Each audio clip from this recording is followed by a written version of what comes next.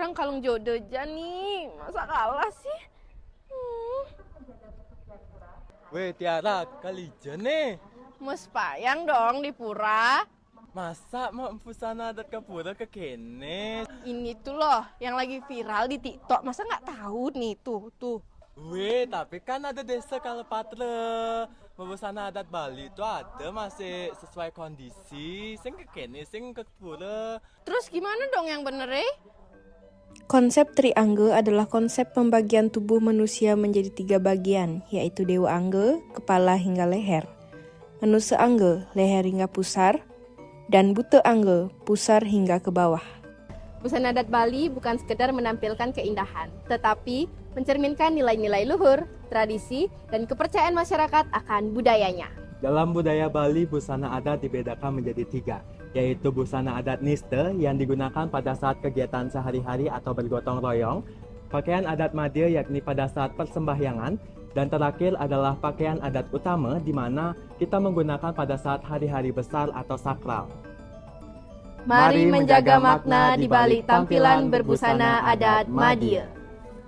Busana adat Bali Putri diawali dengan penggunaan kamen yang dilipat dari kanan ke kiri sesuai konsep sakti. Tinggi kamen putri sekitar 1 telapak tangan dari mata kaki. Setelah itu dikenakan bulang yang berfungsi menjaga rahim dan pengendalian emosi. Lalu kebaya yang digunakan harus bersih, rapi, dan sopan. Umumnya putri yang belum menikah menggunakan kebaya Kartini. Setelah itu, selendang diikat simpul hidup di kiri dan dipakai di luar kebaya sebagai simbol sakti, yaitu kesiapan membenahi putra agar tetap sesuai ajaran Dharma. Pada putri, rambut dihias dengan pepusungan, yaitu pusung gonjer untuk putri yang masih lajang atau belum menikah, sebagai lambang putri tersebut masih bebas memilih dan dipilih pasangannya. Pusung gonjar dibuat dengan cara rambut dilipat sebagian dan sebagian lagi digerai. Pusung gonjar juga sebagai simbol keindahan, sebagai mahkota, dan sebagai stana Trimurti. Pada putra, busana adat diawali dengan penggunaan kamen yang dibuat kurang lebih 1 jengkal dari mata kaki. Kamen dililitkan dari kiri ke kanan yang mengibaratkan pria sang pemegang dharma dalam keluarga. Kemudian dibuat kancut atau lelancingan yang bermakna sebagai kejantanan seorang pria. Dibuat mengerucut ke bawah menyentuh tanah sebagai penghormatan kepada Ibu Pertiwi. Untuk melakukan pengendalian tersebut, maka digunakannya kampuh atau saput yang bermakna sebagai penutup kejantanan pria dalam hal yang dimaksud adalah hawa nafsu. Selanjutnya dalam penggunaan selendang atau umpal, berfungsi untuk mengikat kamen dan saput agar tidak terlepas. Simpul berada pada sisi kanan badan, yang bermakna bahwa Dharma memegang peranan penting dalam kehidupan dan menjadi pengendali emosi. Dalam busana adat pria, kita menggunakan udeng atau destar sebagai simbol ngikat manah atau pemusatan pikiran.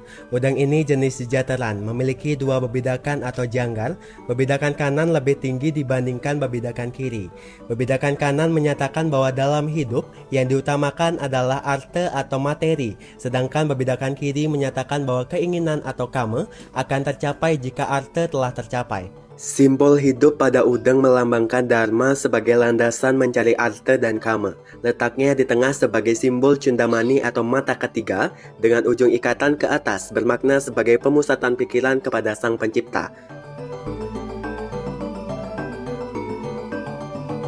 Di Bali, kain putih dan kuning memiliki makna simbolik yang mendalam. Kain putih melambangkan kesucian dan kekuatan Dewa Iswara, sementara kuning memiliki makna kemakmuran, kebijaksanaan, dan kekuatan Dewa Sangkara. Media sosial memiliki 2 sisi yang berbeda. Di sisi lain, media sosial dapat digunakan sebagai sarana edukasi untuk memperkenalkan busana adat Bali. Tetapi di sisi lain, media sosial dapat mempengaruhi generasi muda dalam berpakaian adat Bali. Generasi muda cenderung menampilkan estetikanya saja tanpa memperhatikan nilai dan aturan yang di dalamnya. Untuk itu, sebagai generasi muda, kita harus mengikuti perkembangan zaman tanpa mengabaikan desa, kala, dan patra. Kita dapat simpulkan bahwa budaya dan perkembangan zaman tidaklah saling bertentangan. Kita tetap bisa mengikuti tren dan memanfaatkan media sosial asalkan kita tidak melupakan aturan, makna, dan filosofi dari busana adat itu sendiri.